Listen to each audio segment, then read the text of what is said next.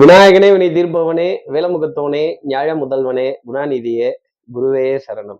இப்போ 22 ஜனவரி மாதம் 2024 அயோத்தியால பிராண பிரதிஷ்டை கும்பாபிஷேகத்துக்கு சமமான ஒரு நிகழ்வு. அதை ஒவ்வொரு ஊர்லயும் ஒவ்வொரு விதமா சொல்லுவாங்க. இது என்ன புதுசா இருக்கு? பிரான் பிரதிஷ்டை இது இது என்ன விளக்கம்? என்னெல்லாம் நடக்கும்? அதாவது ஒரு விக்கிரகம் பிரதிஷ்டை பண்றதோ வழிபாடு செய்யறதோ முறைகள் இருக்கு. என்ன பண்ணுவாங்க, அது தானியத்துல போட்டு தண்ணிக்குள்ள போட்டு அப்புறம் முளைப்பாரிலாம் இது பண்ணி அதுக்கு முறையான உரிய முறையில சிலை பிரதிஷ்டை.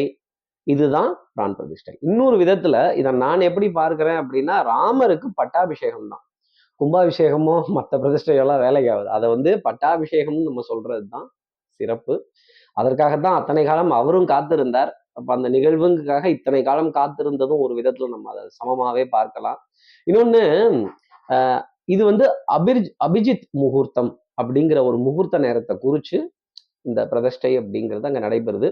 ஒவ்வொரு ஊர்லயும் ஒவ்வொரு மாநிலத்திலையும் ஒவ்வொரு இடத்துலயும் அது வெவ்வேறு மொழிகள்ல சொல்லுவாங்களே தவிர அவர்களோட அந்த முறை, அந்த குஜராத்ல ஒரு மாதிரி இருக்கும், ராஜஸ்தான்ல ஒரு மாதிரி இருக்கும், மகாராஷ்டிரால ஒரு மாதிரி இருக்கும், தமிழ்நாட்டுல இதை கும்பாபிஷேகம், சம்ரோக்ஷணம், செல பிரதிஷ்டை இப்படிலாம் சொல்லுவாங்க. ஸோ இது அவர்களுடைய முறைப்படி, வடக்கிந்தியர்களினுடைய முறைப்படி அதை அப்படி பிரதிஷ்டை பண்றாங்க. அதுதான் பிரான் பிரதிஷ்டை அப்படின்னு. இதில் நம்ம மக்களுக்கு எந்தவித ஐயப்பாடுமே வேண்டாம். சில பிரதிஷ்டை பண்றது தான் ராமரோட விக்கிரகத்தை அவங்க உரிய முறையில உரிய மார்க்கத்துல பிரதிஷ்டை பண்றதுதான். இதுல நம்ம பார்க்க வேண்டியது என்ன அப்படின்னா, தெரிஞ்சுக்க வேண்டியது என்ன அப்படின்னா, சார் எனக்கு இதுல ஏதாவது ஒரு புது தகவல், ஒரு சுவாரஸ்யமான ஒரு தகவல், ஒரு இன்ட்ரெஸ்டிங்கான ஒரு தகவல், நான் எனக்கு பயன்படுற விதத்துல ஒரு நல்ல தகவல் இந்த கும்பாபிஷேகத்துல, இந்த பிரான் பிரதிஷ்டையில, இந்த ராமபிரானோட அயோத்தியாவில் நடக்கிற பட்டாபிஷேகத்துல இருக்குமா, கிடைக்குமா அப்படின்னா, இந்த அபிஜித் முகூர்த்தம் அப்படிங்கிற விஷயம்தான். ஒரு நாளைக்கு பஞ்சாங்கத்துல 30 முகூர்த்தங்கள். அப்ப 24 மணி நேரம் தான். ஆனா 30 முகூர்த்தம் வருது இல்ல. கால்குலேஷன் பாருங்க, முகூர்த்தம் கூட இருக்கும். அப்போ மணி கணக்கு அப்படிங்கிறது குறைவாக இருக்கும். இந்த அபிஜித் முகூர்த்தம் அப்படிங்கிறது 8வதாக வரக்கூடிய முகூர்த்தம். ஃபர்ஸ்ட் இதை தெரிஞ்சுக்கங்க. சூரிய உதயம்ங்கிறது 6 மணிலேருந்து 6 மணி வரைக்கும். அப்போ 12 மணி நேரம் 12 மணி நேரம் 24 மணி நேரம். பகல் 12, இரவு 12. அப்போ அந்த பகல் 12 மணி நேரம் அப்படிங்கிறதுல 15 முகூர்த்தங்கள் அப்படிதானே. 30 முகூர்த்தம்னா 12 மணி நேரத்துக்கு 15 முகூர்த்தம். இந்த 15 முகூர்த்தம் அப்படிங்கிறது மதியம் 12 மணிக்கு இருக்கிறது தான். சூரியன் மையத்துக்கு வரும் பொழுது அவரே சூரிய வழிகுல தோன்றல் தானே, அப்படிதானே. சூரியனோட 63வது பேரப்பிள்ளை அப்படிங்கிற ஒரு கணக்கு. ஸ்ரீராகவம் தசரதாத்மஜா பிரமேயம் சீதாபதிம் ரகுகுலாமய ரத்னதீபம் ஆஜானுபாவம் அரவிந்ததலாய காந்தம் சர்வசத்ரு விநாசம் ஸ்ரீராமம் நமாமி. இது ராமபிரானோட ஸ்லோகம். ரகுவம்ச சரித்தம். ரகுவம்சம் சூரியனோட வம்சம். சூரியன் பலம் பெறக்கூடிய நேரம் உச்சிகாலம் 12 மணி. அப்போ இந்த அபிஜித் முகூர்த்தம் அப்படிங்கிறது 15க்கு 12 கால்குலேஷன். இதை புரிஞ்சுக்கணும். 24 நிமிடங்கள் 12 மணிக்கு முன்னாடி, 24 நிமிடங்கள் 12 மணிக்கு அப்புறமா. எங்க 15க்கு 12 ரேஷியோ. அப்போ 11:36 இருந்து 12 மணி 24 நிமிடம் வரைக்கும் இருக்கிறது இந்த அபிஜித் முகூர்த்தம். இப்போ புரியுதா? 12 மணி 26 நிமிடங்கள் வரைக்கும். அப்போ 11:36 இருந்து 12:26 நிமிடங்கள் வரைக்கும் இந்த அபிஜித் முகூர்த்தம் அப்படிங்கிறது குறிப்பிடப்பட்டது. இதுக்கு ஜோதிட அடிப்படையில என்ன விளக்கம் அப்படின்னா, சூரிய பகவான் ஒரு லக்னம் 2 மணி நேரம் அன்னைக்கு உதிக்கிறப்ப, இப்போ மகர சங்கராந்தி, மகர ராசியில சூரியன் சஞ்சாரம் செய்வார். அப்போ சூரியன் ஆரம்பிக்கிறது எங்க ஆரம்பிப்பார்னா மகர லக்னம் அப்படிங்கிறது தான். இந்த லக்னம் 2 மணி நேரத்துக்கு ஒரு தடவை தள்ளி தள்ளி பின்னாடி போகும். அதன் அடிப்படையில சூரியன் 10ஆம் பாவத்துல, அதாவது ஒரு லக்னத்துல இருந்து 10ஆம் இடத்துல சஞ்சாரம் செய்யக்கூடிய ஒரு தருணம். இந்த 10ஆம் இடம்ங்கிறது கர்மஸ்தானம்னு சொல்லுவாங்க. அதாவது நம்ம ஒரு கர்மாவோட இந்த பூமிக்கு வந்திருக்கோம்.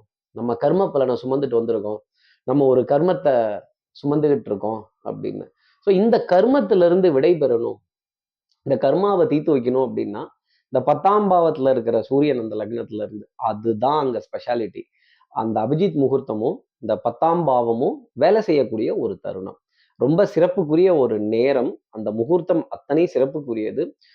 சோமன் அப்படிங்கிற ஒருவரினுடைய அமைப்பா அந்த முகூர்த்தம் பார்க்கப்படுது. அதாவது மரண தேவனுக்கு ஒப்பானவர் அப்படிங்கிறது தான் அதோட அர்த்தம். ஸோ அந்த மரணத்தை ஜெயித்தவர் அந்த சோமன். அந்த முகூர்த்தம் அப்படிங்கிறது அபிஜித் முகூர்த்தம். 12 மணிக்கு 26 நிமிஷம் முன்னாடி, 26 நிமிஷம், 24 நிமிஷம் முன்னாடி, 24 நிமிஷம் அந்த பக்கம். இந்த கால்குலேஷன் அப்படிங்கிறது நான் டேட்டா பாயிண்ட்ஸோட கொஞ்சம் வேரி பண்ணி தான் கொடுத்துருக்கேன். இந்த அபிஜித் முகூர்த்தம் அப்பேற்பட்ட முகூர்த்தம். அன்னைக்கு அந்த உச்சி காலத்துல இந்த பிராண பிரதிஷ்டை அப்படிங்கிறது நமக்காக நடக்குது. ஸோ ராமபிரானோட அனுகிரகம், ஆசீர்வாதம், அந்த சரையு நதியில அந்த கோயில் அமையணும் அப்படிங்கிற ஒரு அமைப்பு, இது எல்லாமே ஆனந்தம் தரக்கூடியது.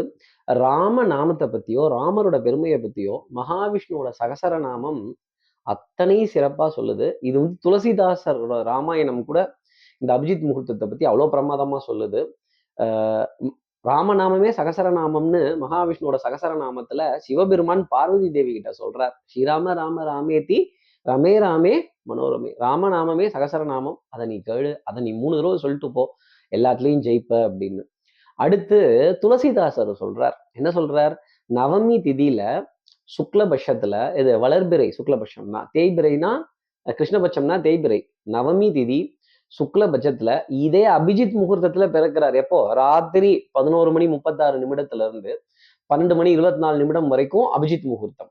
அதே மாதிரி பகல்ல 11:36 ஏஎம்ல இருந்து 12:24 பிஎம் வரைக்கும் அபிஜித் முகூர்த்தம் அப்படிங்கிறது நமக்காக உண்டு.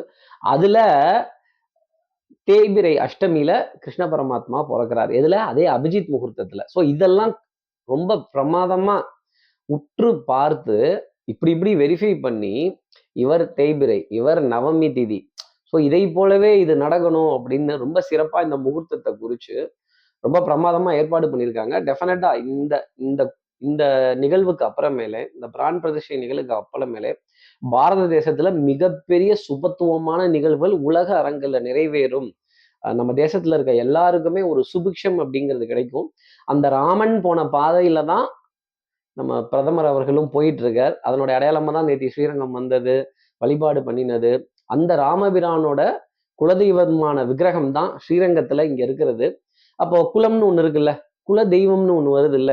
அப்போ இக்ஷுவாகுங்கிற மன்னன் தான் சூரியனுக்கு குழந்தையா பிறக்கிறார். சூரிய பகவான் முதல்ல குழந்தையா வரார். அவருக்கு இக்ஷுவாகுன்னு ஒரு மன்னன் பிறக்கிறார். அவர் தான் சத்தியலோகத்துல பிரம்மலோகத்துல இருந்து இந்த விக்கிரகத்தை பிரம்மா கிட்ட இருந்து கேட்டு வாங்கிட்டு வர்றார். நீங்கள்லாம் சந்தோஷத்துல இருக்கீங்க, நாங்கள்லாம் தோஷத்துல கஷ்டப்படுறோம் பூலோகத்துல, எங்களுக்கு இந்த ரங்கநாதரை கொடுங்க, நாங்க வழிபாடு பண்றோம் அப்படின்னு. இங்க வந்து அயோத்தியில வம்சமா பூஜை பண்ணிட்டு இருக்கிறத அன்பின் காரணமா, பிரிவின் காரணமா விபீஷணன்ட்ட கொடுக்கிறார். விபீஷணன் எடுத்துட்டு வரும்போது ஸ்ரீரங்கத்துல பிரதிஷ்டை பண்ணிடுறான். ஸோ இதெல்லாம் நீங்க பார்க்கலாம். இந்த வம்சத்துல சாகரம்னு ஒருத்தர் வரார்.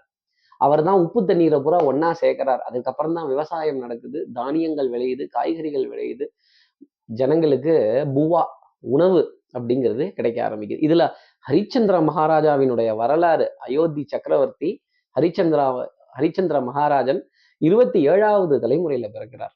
இப்படியே வந்து வந்து வந்து வந்து 63வது தலைமுறையில ராமபிரான் பிறக்கிறார். அவருக்கு அடுத்து லவகுசா அப்படிங்கிறவர்கள் பிறக்கிறாங்க. ஸோ இதுதான் இது இந்த கதை. அதே மாதிரி இந்த அபிஜித் முகூர்த்தம், இந்த பிரதிஷ்டை ஏன் இப்படி நடக்குது, இதை என்ன பண்ணணும், அன்னைக்கு நம்ம ஹனுமன் சுவாமியினுடைய வழிபாடு செய்யறதும் பிரார்த்தனைகள் செய்யறதும். ஏன்னா ராமர் இடத்துல கண்டிப்பா ஆஞ்சநேயர் வரணும்ல.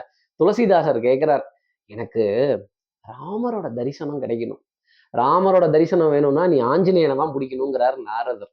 எப்படி ஆஞ்சநேயரை எப்படி நான் கண்டுபிடிக்கிறது? இன்னைக்கும் ராமாயண கதை, ராமாயண கானம், ராமாயணத்தை பத்தி யாரு பேசுறாங்களோ அந்த இடத்துல ஆஞ்சநேயர் தொண்டு கிழமா உட்கார்ந்து இருப்பார். நீ போய் பார்த்து கண்டுபிடிச்சுக்கோ, அதுக்கு மேல ஓன் திறமை அப்படின்னு நாரதர் அந்த ஹிண்ட துளசிதாசருக்கு கொடுக்குறார். நான் அதை அடுத்த சீரியஸ்ல துளசிதாசரோட கதை வரலாற உங்களுக்காக சொல்றேன். துளசிதாசர் லைஃப்ல என்னெல்லாம் நடந்தது, அவர் தான் ராமரோட முழு அனுகிரகம் பெற்றவர் அப்படின்னு. ஸோ இந்த கும்பாபிஷேகத்தை, இந்த பிராண பிரதிஷ்டைய, இந்த நிகழ்வை எல்லாரும் ரொம்ப சந்தோஷமாவே கொண்டாடுங்க. ராமாயண கதைகள் அன்னைக்கு கேளுங்க. நம்ம வீட்டில் இருக்க குழந்தைகளுக்கு, நமக்கு அன்புக்குரியவர்களுக்கு இதை எடுத்து சொல்றதுங்கிறது ரொம்ப உத்தமமா இருக்கும். ராமாயண கதை அப்படிங்கிறது பூலோகத்துல பேசப்படணுங்கிறது ஒரு நியமனம், ராமநாமம் உச்சரிக்கப்படணும் அப்படிங்கிறதும் ஒரு நியமனம். இன்னொரு நல்ல தருணத்துல உங்களிடமிருந்து விடைபெறுகிறேன். ஸ்ரீரங்கத்திலிருந்து ஜோதிடர் கார்த்திகேயன். நன்றி, வணக்கம்.